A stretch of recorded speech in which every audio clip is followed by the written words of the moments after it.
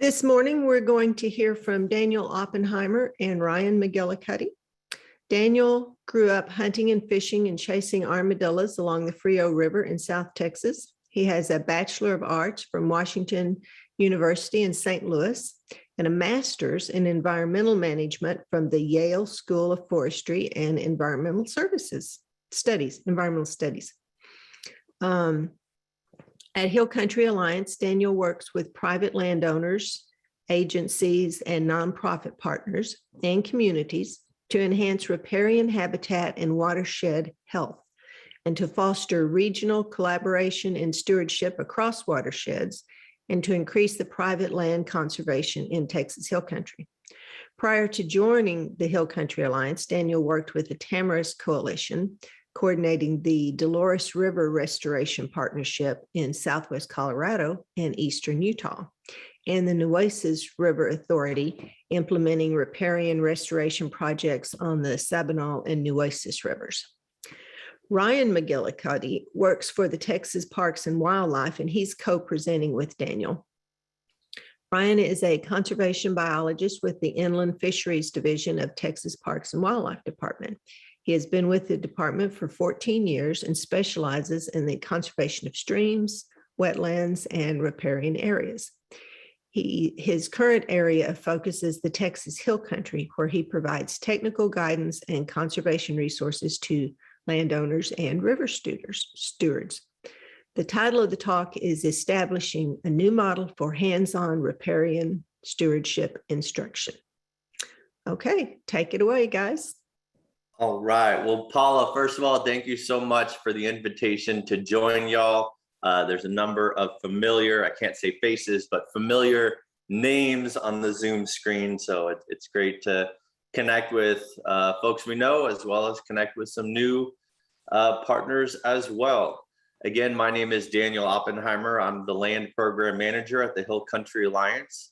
Today, my partner in crime, Ryan McGillicuddy from Parks and Wildlife, he and I are going to co-present a new model that we've been piloting in the Hill Country to engage landowners, to give them the tools and knowledge they need to take care of their riparian areas. We've thrown out riparian now about a dozen times. I promise in just a moment, I'll actually explain what that is for folks who don't know.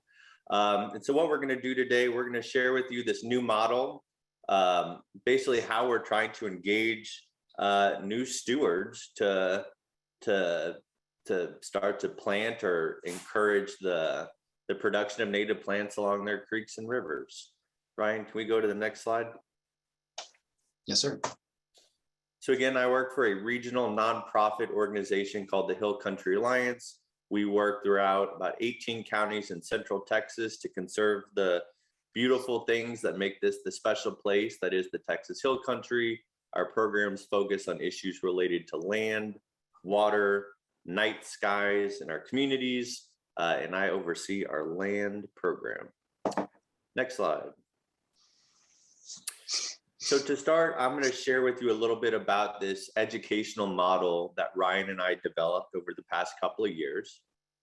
Ryan is then going to talk about the fun, cool stuff that everyone is going to be excited to hear about, talking a little bit more about some of the native plants that we've been using and some of the outcomes from these planting methods that we've been sharing with landowners. And then I'm going to take back the microphone and talk to you a little bit about what landowners learned, what they took away, and what they actually did with information shared during this educational model. And then we'll have plenty of time for questions, reactions after the presentation. Next slide. Can you maybe click one more time, perhaps that third picture? There we go.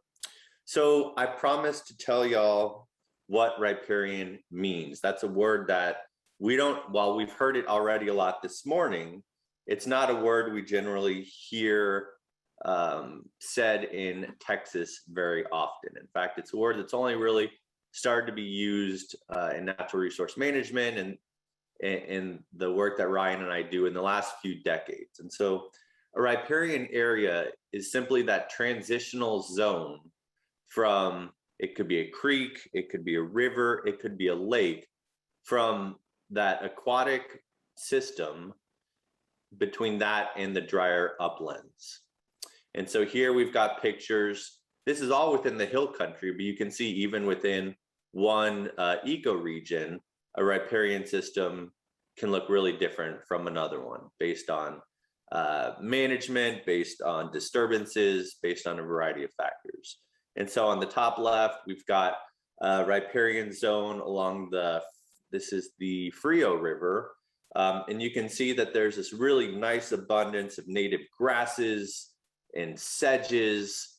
There are a few woody species, including some baccharis, and then those sycamore trees in the back that Ryan's pointing to. In the middle, we've got a portion of the Llano River. You can see there's a lot more cobble. The vegetation isn't quite as abundant, not quite as much diversity. That's probably linked to a number of factors, including recent flood disturbances, abundance of axis deer, and some other factors.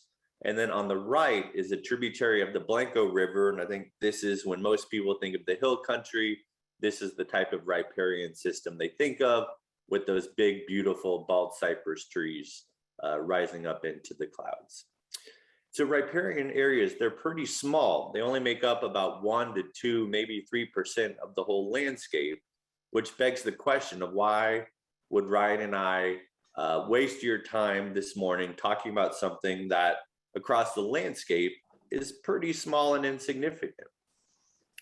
Well, there are a lot of reasons, and we could spend hours going through each of them. But when these systems, again, these transitional zones between the water and the drier uplands, when they are functioning, which we define in a number of ways, including characterized by a rich, diverse abundance of plants, sedges, rushes, grasses, trees, shrubs, even ferns in some cases. When these riparian areas are covered with the diversity and abundance of those native plants, they provide a number of key functions and values that we benefit from. So if you look at that one, especially on the far left, I mean, it would be difficult to walk through that. There are so many grasses and sedges and trees growing there. And so when you would get a flood or a rise, that vegetation is going to slow that water down during a flood. The water is carrying sediment. And so it's going to, when water slows down, it deposits what it's carrying. And so that might be sediment, it might be leaves and other organic matter. When it slows that flood water down, it's reducing the energy, it's collecting that soil and organic matter. So you're basically building up your floodplain. That floodplain acts like a sponge to absorb more water. When you can slow that water down, trap the sediment, and build up your floodplain, you're going to have a nice sponge that can absorb water during a flood event and then slowly release it over time to keep that creek or river flowing over time.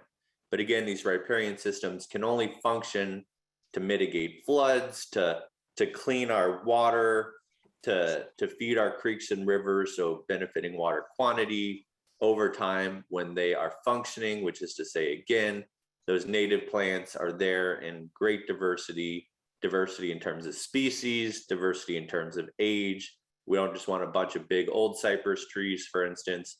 We want young and middle-aged trees in there as well. So when all that's happening, we get lots of benefits in terms of water quality and quantity, flood mitigation, habitat for fish and wildlife. The list goes on. Ryan, let's go to the next slide. So riparian systems, hopefully I've just communicated to you that they're kind of important and that we all benefit from them. To date, Ryan and I and a number of our partners have tried to communicate the importance of riparian areas, typically through a one-day event. It could be for a couple of hours, maybe a half day or a full day. And usually we would just go through, this is what a riparian area is. This is how they function. Let's talk about the plants, the hydrology, the soils.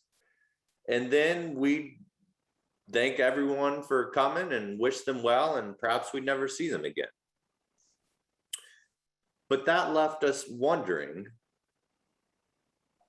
what did people learn? What did they understand? What did they misunderstand? And did they actually do anything with that information? We never knew. And so with those questions, Ryan and I and a couple of partners decided to try something new.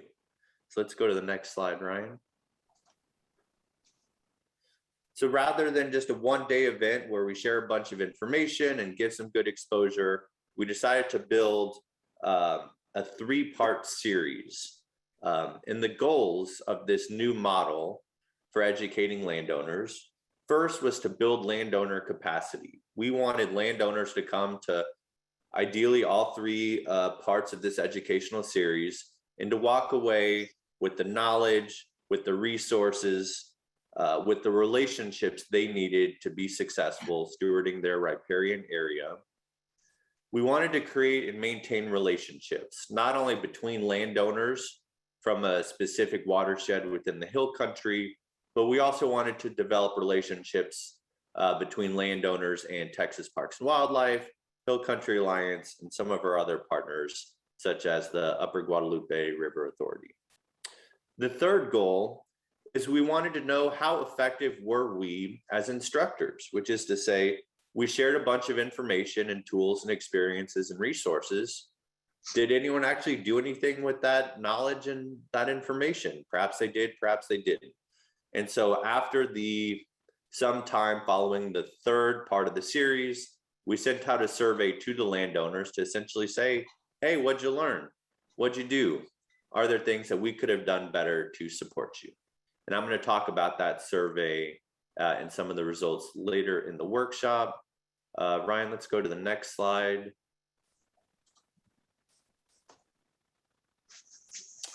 All right, so I'm going to just go through a quick run through of what this three-part series looked like, and then we're going to get into the fun stuff, I promise. So part one was this Riparian Workshop. We spent a few hours in the classroom learning the basics of riparian systems. What are they? How do they function? Learning about the different types of riparian vegetation and how we classify them. And then we got out in the field for an hour or so to do a little bit of plant identification, talk about some of the concepts we discussed in the classroom and how they look out on the ground. This was, again, in Kerrville on the Guadalupe River, partnering with Upper Guadalupe River Authority and a few others, and some landowners in the Guadalupe River Basin. Let's go to the next slide. So part two happened a few weeks after that first mostly indoor classroom session. And this was where we really wanted to provide a hands-on, get down and dirty experiential learning field day. And so these are pictures from sort of the precursor to the Guadalupe model. We sort of figured this out back in 2019 as we were working with some landowners on Sandy Creek. For those who think they've never been to Sandy Creek, this is the creek that actually starts up at Enchanted Rock. So I suspect many of us have been there, whether we know it or not. And so during this part two, again, this is the experiential field day. We went back and talked about some of the concepts we learned about during part one. And then we spend the bulk of the day talking about some different planting techniques, which Ryan will provide more detail on in a moment. And then again, just trying to continue to connect the dots between some of these discussions of riparian systems, proper function, and how to be good stewards to these systems. Ryan, let's go to the third part. So the third part was we came back after a full growing season to look at our different plantings. What did well? Was there a particular species or method that worked better than another? What are we seeing? We're trying to learn how to, if not monitor, at least observe changes in the riparian system and what those changes mean.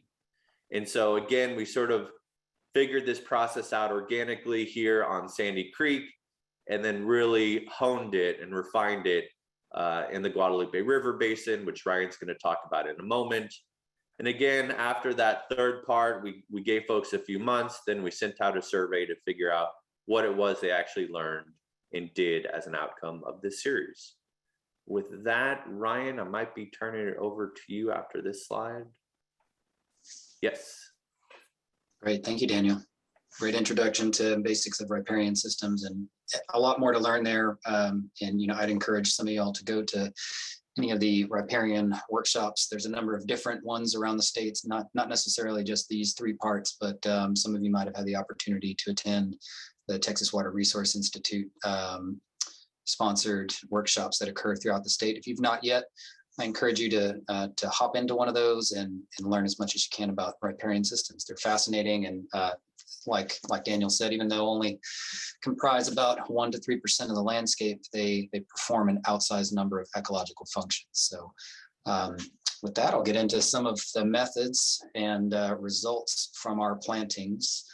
So again, this is part 2 of the Riparian Workshop. This occurred at Roberts Ranch, YMCA Roberts Ranch, near Comfort, Texas. So in the field that day, we gave landowners 3 different methods by which they could enhance or jumpstart the recovery of a riparian zone. And those 3 methods, which we'll cover each in more detail as we proceed, included transplantings, that is, taking nursery grown 4-inch or 1 gallon pots, etc., and installing them at the river's edge.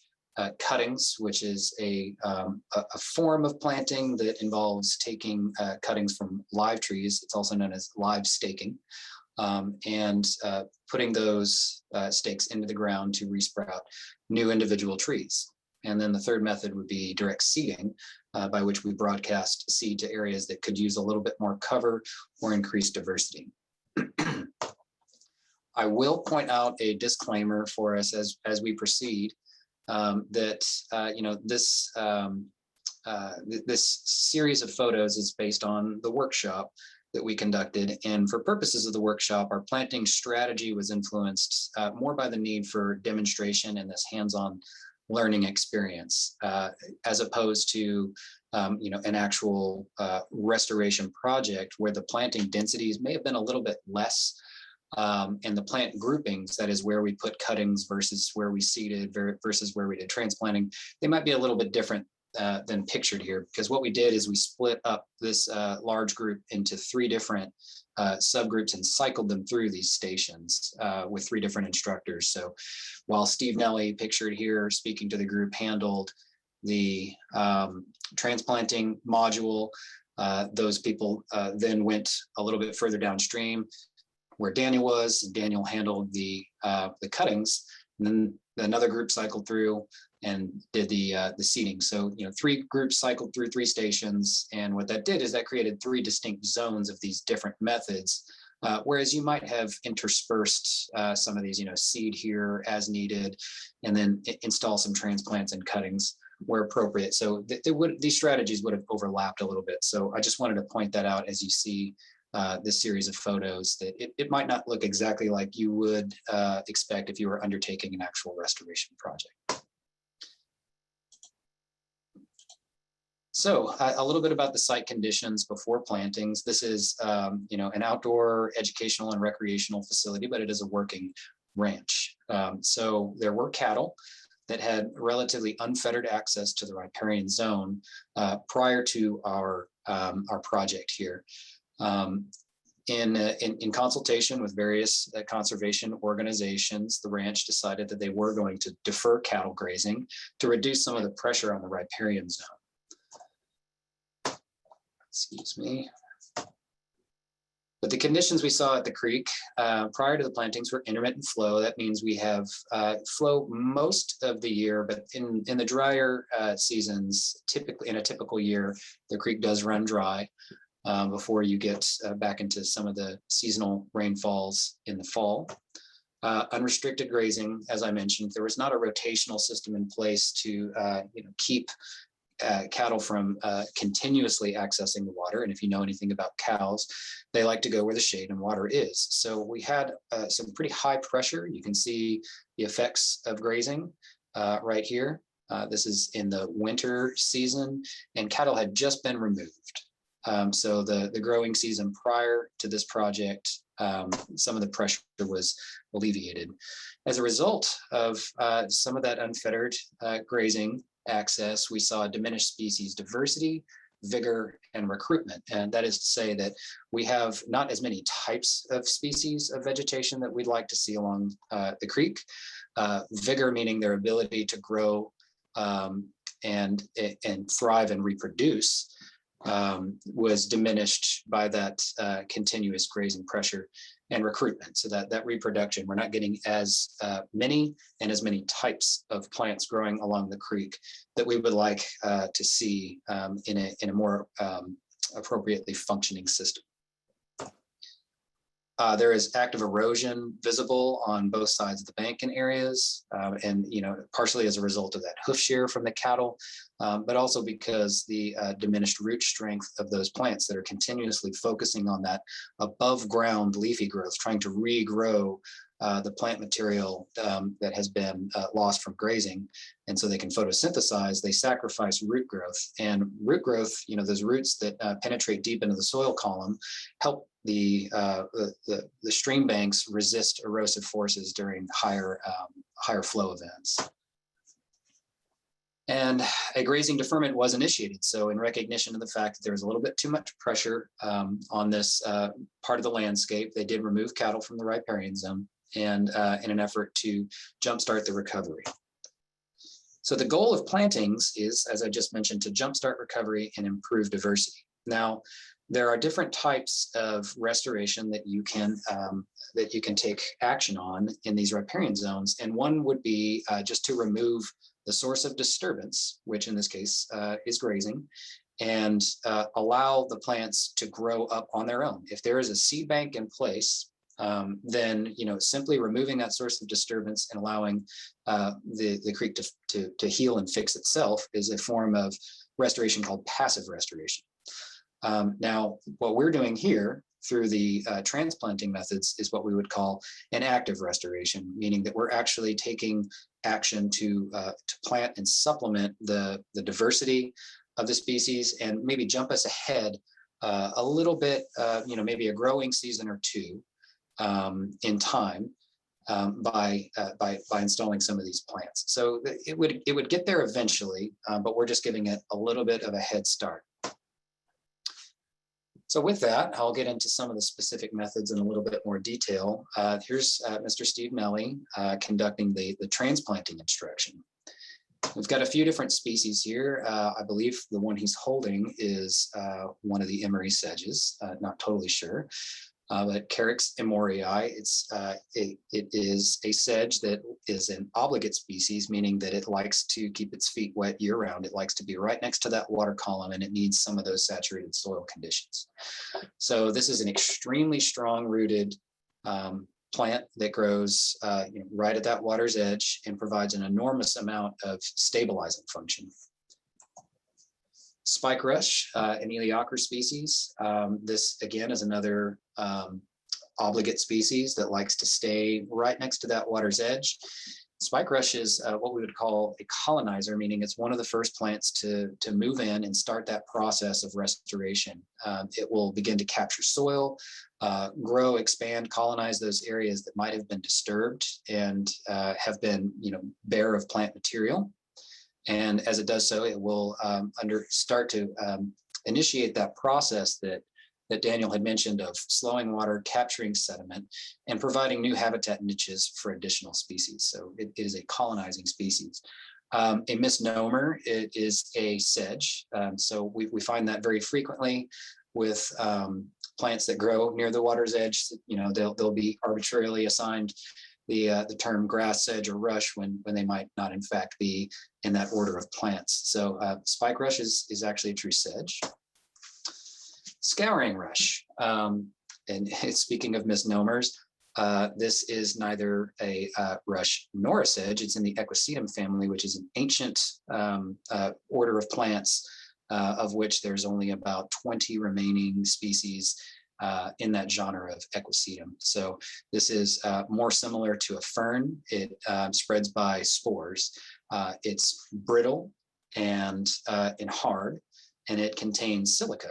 So it earned the common name scouring rush by people who would use this to scrub metal pans because of that silica content and the stiff nature of the plant. It was good at helping clean metal pans. So just a little bit of plant fact for you there, but also not a rush. Switchgrass, this in the panicum genre, we find this, it's a more facultative species, which means it can grow right down at the water's edge. It doesn't mind being wet, but it can also grow up a little bit farther away from the water column. So it does like to be, in this riparian zone, but if we were to plant it, it can tolerate being planted a little bit farther back from here, even, 10, 15 feet from the water's edge, because it has deep roots that can access that alluvial groundwater table under here. But again, an extremely strong stabilizing plant species. And in that same class of extremely strong, desirable stabilizing species, eastern gamagrass, this Tripsacum dactyloides.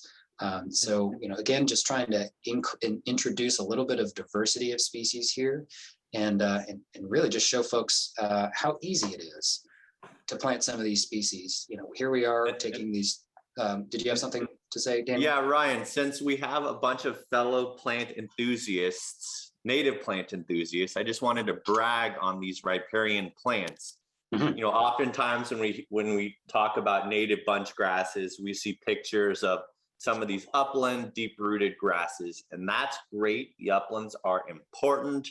But what's amazing about some of these riparian species, because they're in such a dynamic sort of interface between water and soil, they can have 3 to 5 times the length and density of roots of their upland counterparts. In fact, they have found some of these riparian sedge species that in just a cubic foot, there can be miles and miles of roots just in 1 cubic foot of some of these riparian species. So just want to brag on our riparian native plants. They are remarkable. Many of them, especially the stabilizers, can be as strong as rebar to really help stabilize those banks. So incredible plants. Great points and great addition. Yeah, the amount of root mass that these contain is just incredible. And so again, they're holding that soil column together and creating that riparian sponge. So more ecological functions than we can even begin to describe. So a big portion part of this experience is getting landowners, restoration practitioners to see just how easy this is and how hardy these plants are. A lot of these can take a beating.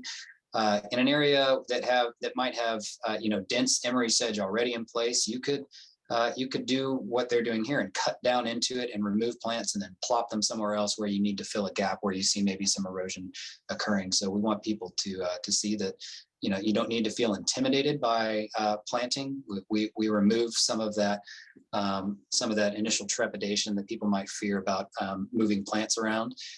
It's easy, it's fun. And we've got some before and after. So this is that 2020 in February, right before the next spring growing season. Cattle have been removed, and this is right after installation. So you can see that some of those greener plants have been recently installed on both sides. There's some cedar boughs covering some of the eastern gamagrass and switchgrass that we planted farther up. There's some standing Lindheimer muleys, so you can see we did not plant those. Those were in place, but we're proceeding here into April 2020 when we've gotten some good spring rains and things are starting to green up. We are getting natural recruitment again from removing that grazing pressure. So we've got a mix of these plants that might be we've installed. So we've jump started a year ahead for those plants, but we're also getting this nice natural recruitment by relieving that disturbance pressure. I mentioned the cedar boughs. That's a good way of covering up some of the plants to perform a couple additional services for them. And what that does is it might deter and cover up those young plants from browsers, from our native and non-native deer species. to give them a chance to grow, but it also provides a little bit of shelter from shade and wind and helps slow down overland flow and capture and deliver rainwater to those plants. So it's just kind of like adding mulch and a little bit of protection from browsing. So if you've got any brush management occurring on site, I always encourage landowners to not just rush to throw everything in a burn pile, but think about creative ways to utilize that plant material on site, whether it's putting it on contour to slow down the flow of water on the hillsides, or using it to protect and cage some plantings or other areas you'd like to see more growth. August 2020, so this is just about 6-7 months after planting. You can see this is an intermittent system, as we mentioned. So the creek is now dry, but we've had enough good rains where those transplants were able to get a good start with their above ground vegetative growth, but their root growth, so they're tapping into this receding groundwater table as this plunges. There's still groundwater beneath the bed of the river, and those roots are now chasing that down. They're focusing their energy not on top growth at this time of year, but on their below ground root growth to chase that water system. So they're still doing healthy. This was one of what's becoming more and more common in Texas, what is kind of called these flash droughts, where we've just got absolutely no rain for 6 weeks. But fortunately, we did have a wet spring, so we did get a fair amount of survival. Emery sedge, we documented around 50% survival. Spike rush 60. The scouring rush did extremely well, 85%. And the switchgrass about 50, eastern gamagrass about 50. So all in all, about 50% plus survival rate, which is good news to hear.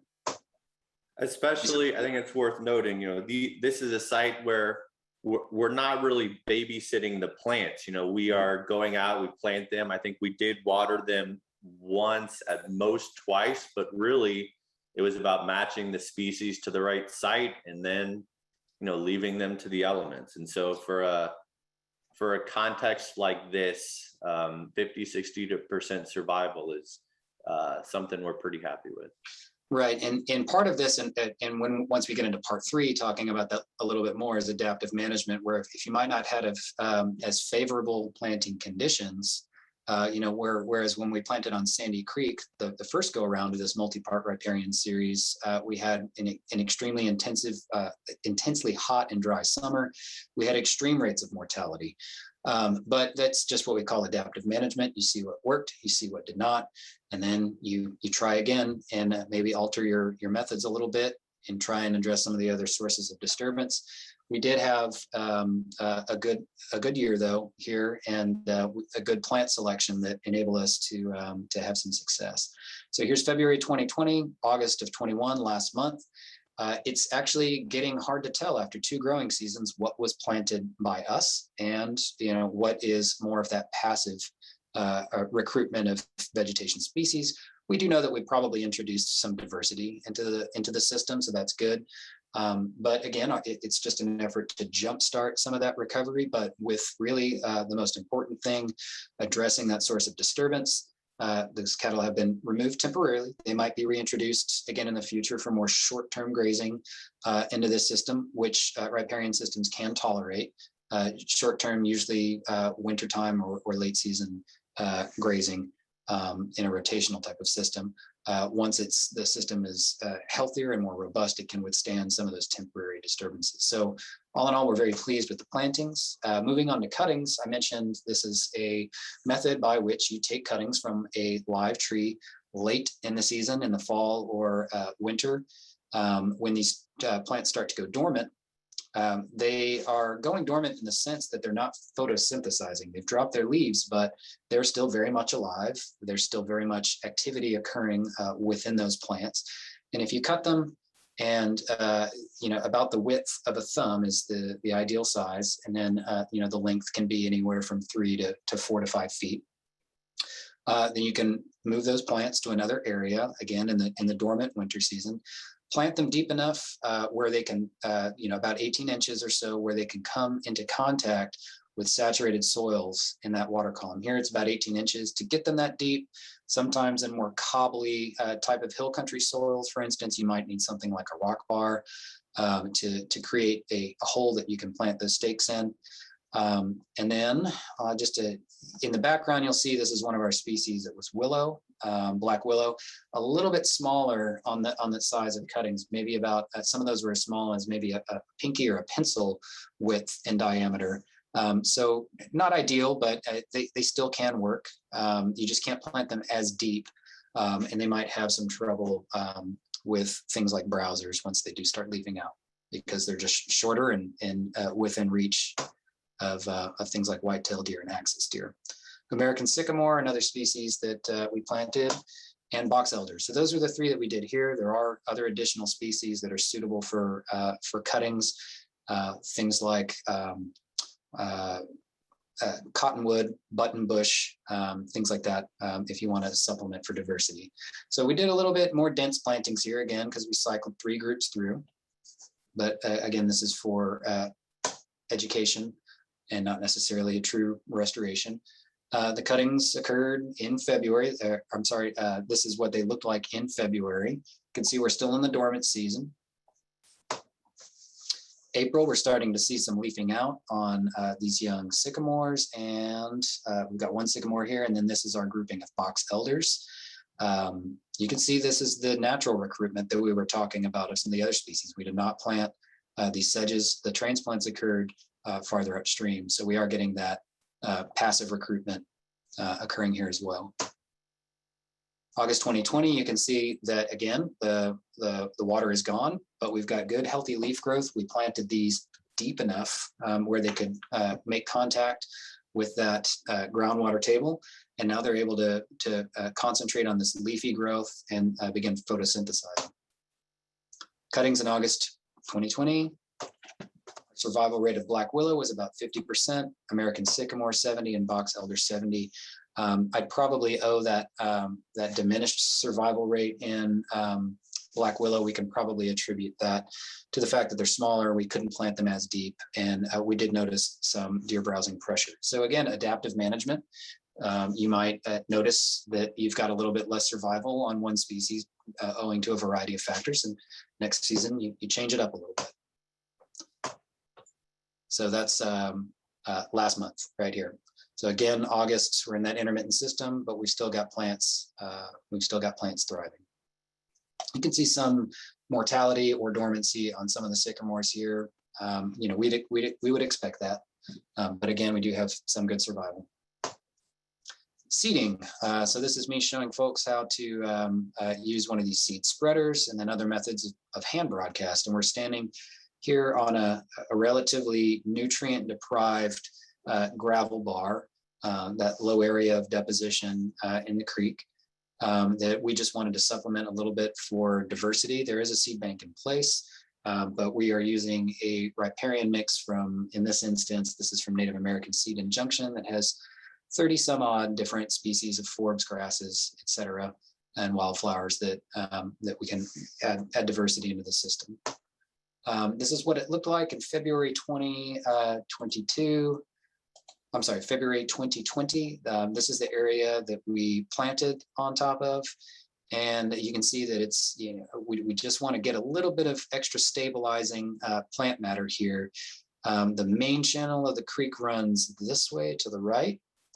And then this is kind of an overflow channel for when the water gets up. It is up a little bit higher right here. This is probably the average base flow along this line right down here. So we seeded this entire bank. This is what it looked like in, excuse me, let me get rid of this. This is what it looked like in May of 2020. These sycamores right here, just for your visual reference, those are this grouping of plants. So this picture is taken from here looking downstream right here. And we can see that we are getting some new germination occurring right here from that seeding. July 2022, getting into the drier period of the summer, and we've got quite a bit of germination occurring, which is great. And here's Steve Nelly examining, trying to get a handle on what some of the species are in that mix. Seeding is something that you can it diminish the cost significantly by collecting on site at the right time or from a nearby area. Higher up here, I would collect something like Virginia wild rye or southwestern bristlegrass or inland sea oat, something like that that's readily available, easy to harvest, and it could save you in cost significantly because seeding is an important method to introduce biodiversity, but it also can be expensive. And sometimes you just don't have great germination depending on the viability of the seed or just the conditions of the organic material that you might have, or maybe the position of planting on the landscape. You might have broadcast a little incorrectly. So it is a little bit less forgiving than some of the other methods, and it does cost more. But we've got some pretty good a pretty good start here. We can see that we've filled in some of these gaps and gotten a good start with some of the seeding methods as well. So with that, I'm going to turn it back over to Daniel, who's going to explain, part 3 of the workshops and how we pivoted in the time of the pandemic. So Daniel, anything you'd like to add to my part, or you can just jump right into part 3? Sure. No, Ryan, I think you did a great job highlighting the different species that we use as well as the different methods. We do have a short handout that sort of summarizes what Ryan and I just discussed. And we're going to work with Meg to get that stuff out to y'all after the conference.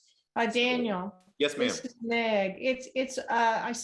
I created a Dropbox folder for speaker handouts and put it in there, and they received it's in every email that's going to go out as a reminder to them for the rest of the conference. So they have access to it right now, just FYI. Awesome. Thanks, Meg. You're welcome. I might send you, based on one of the questions in the chat, I might send you one more item. But yeah, so Ryan, thanks. I thought you did a good job covering, again, the different species and the planting methods. So again, remember, part 1 is just the introduction to riparian function and health.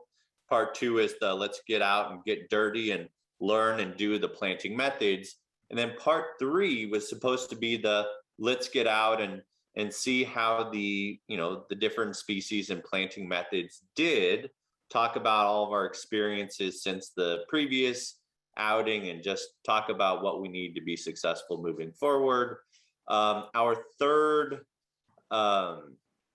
session with landowners from the Guadalupe River Basin at YMCA's Roberts Ranch coincided with one of the peaks during COVID-19. So as with all of our partners, we had to do a big pivot, and we decided that we still wanted to get out there and share with all these landowners who are invested in this site, how things are looking.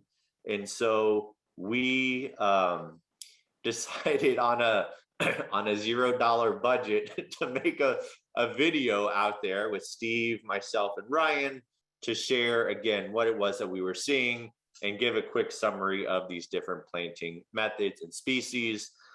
When I hand things back to Ryan, I'll add a link to the YouTube video that we ultimately created as the part 3. That again just summarizes some of the stuff that Ryan and I are discussing with you this morning. So yeah, we did that virtual pivot, and to date, I think the video has been viewed something like 750 times. And so while it's always great to get people in person, we definitely saw the silver lining of putting something together virtually that's been shared really all over the state at this point. So that's been an exciting silver lining of having to do a quick virtual pivot for part 3. All right, let's go to the next slide. So again, that part 3, this is sort of a repeat, is where you want people to get outside and start to really develop a critical eye for ecological succession. How is this site evolving? Riparian areas are incredibly dynamic. And so it's starting to train the eye to understand what we're seeing, what we're not seeing in terms of the health and function of these systems and how our plantings did. Again, we ended up hosting that as a webinar. We showed the video, and then people had a chance to ask their questions talk about their own experiences on their properties. So yeah, anything to add, Ryan, as far as that virtual YouTube and webinar pivot? No, just other than, like you said, the silver lining, I have had landowners who would not have been engaged or involved in this multi-part series otherwise. We had maybe 20, 30 people out at that we were expecting to participate in the workshop, but the reach has been a lot broader, which we were pleased with. Yeah, we've had folks from North Texas and East Texas reaching out, so it's having some good rippling effects. So I promised y'all, or I shared at the very beginning, that one of the goals of this series was we wanted to know if we were actually being effective. You share a bunch of information with folks. Are they even paying attention? Do they remember? And what, if anything, do they do with that information? And so we created an expectation throughout this series that we will be sending you a survey afterwards to see how we did sharing this information and what it inspired, if anything, for you, the landowner, to do on your end. And so we started out with some simple questions. Did you go down and look at your riparian area based on some of the concepts of health and function? The one person who said they did not was a volunteer steward at the YMCA Roberts Ranch who wasn't able to go there due to some COVID pandemic policies and concerns. So effectively, we had 100% of folks who are able get down to the riparian area, think about these ideas of health and function. We also gave each participant, I don't know if y'all can see this well, a copy of your Remarkable Riparian Field Guide, which is a remarkable resource you can get online. I think you just look up Your Remarkable Riparian. Great resource for talking about riparian health and function and the different types of native riparian plants that we would find in Central Texas. And so that being said, there's a lot of work that went into them, and that's reflected in the price. I think they're around, I don't know, 35, 40 bucks. And so we wanted to ask them, hey, we spent money, buying these field guides to give them to you. Did you use them? And we're really excited to see that, yes, everybody seemed to value and use this resource. Next slide. So then the questions get a little harder. We ask folks, okay, we shared all this great information with you. What did you do with it? One of the questions was, did you share it with friends and family and neighbors? And again, but for that one person who was restricted by COVID policies and concerns, we had 100% of folks who were excited enough to share this information within their social network. So that we were really excited to see. Again, the questions get a little tougher in terms of the sweat equity. Did you actually get out to your site and do plantings? As Ryan said, not every site needs plantings. Oftentimes passive recruitment or passive restoration is more than adequate. So perhaps that could be playing into this, but again, a lower positive response rate, but still pretty good. We're seeing about 2/3 of folks almost getting out to their property, doing planting and seeding based on the techniques we shared. Let's go to the next slide. And then, one of the things that we're always trying to promote to help folks really observe the change over time is to create photo points where they're taking a picture from the same spot at the same angle several times a year. And we had hoped for a higher response rate here. Less than half of the folks took photo points. And so one of the pieces of adaptive management that Ryan and I will be doing when we kick this series off with a new set of landowners is Ryan developed some small signage that we're going to provide participants that they can install at a site to help encourage them to get out and take those photo points next to that signage. Just a small, maybe 5x7 sign that says restoration photo point. And so that gets them taking it at the same place. And then, and also just a reminder to that landowner or land manager, oh yeah, I need to get back out and take a picture whenever they see that sign. Yeah. And Ryan, I'm going to we should probably wrap up in the next couple of minutes so we can Yes, get sir. some questions. But as far as the survey results, I think people, again, there was a bit of a survey bias, perhaps. We only had half the folks respond. Again, this was during COVID and just crazy times. So I was pleased that we had about a 50% response rate. If you don't know Steve Nelly, he's been doing this stuff for I think close to 40 years now, and he's a remarkable instructor. People enjoyed the opportunity for experiential hands-on learning and doing.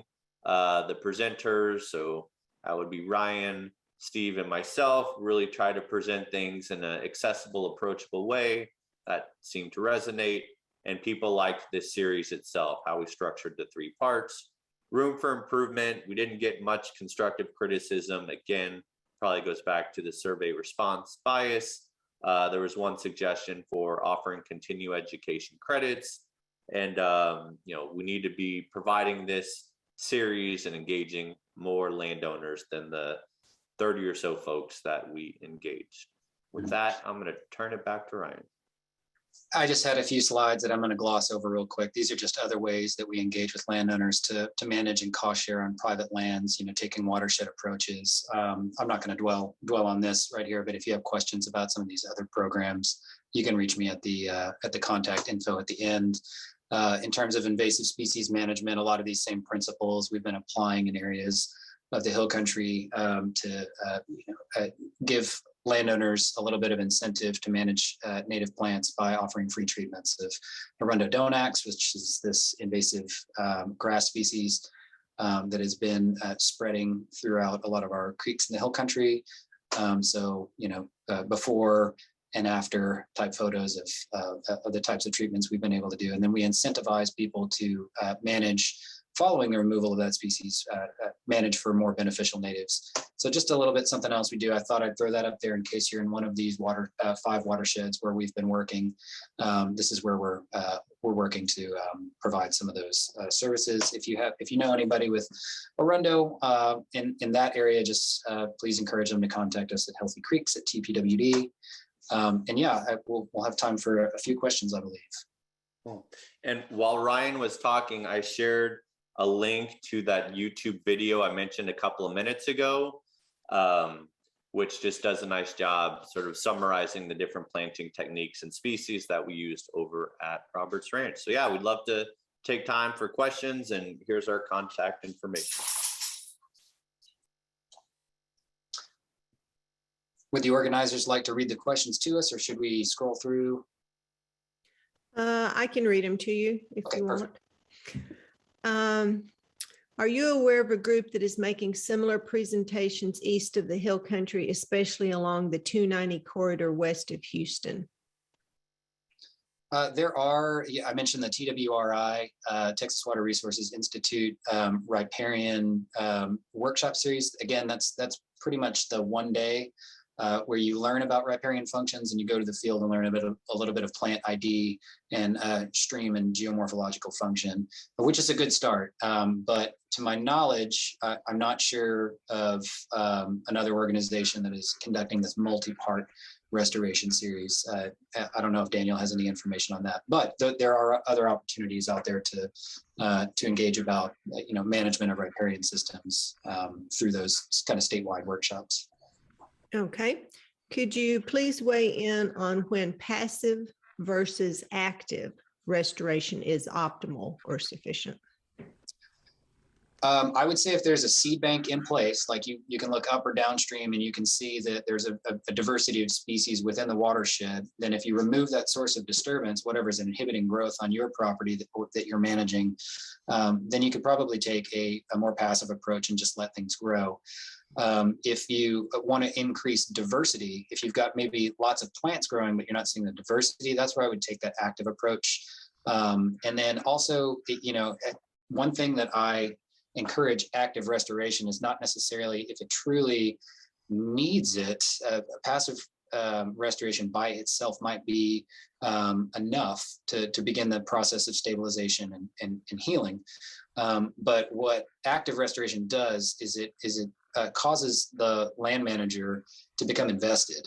So once they've gone down there, installed some plants themselves, they're observing more, they're paying attention to what they've done. They want to come back and see how well their efforts are, what results they're achieving. So it gets them down there and gets them a little bit more invested. So I think that's really the benefit of somebody kind of playing around with plants down there is, that sense that they feel a little bit more invested in it.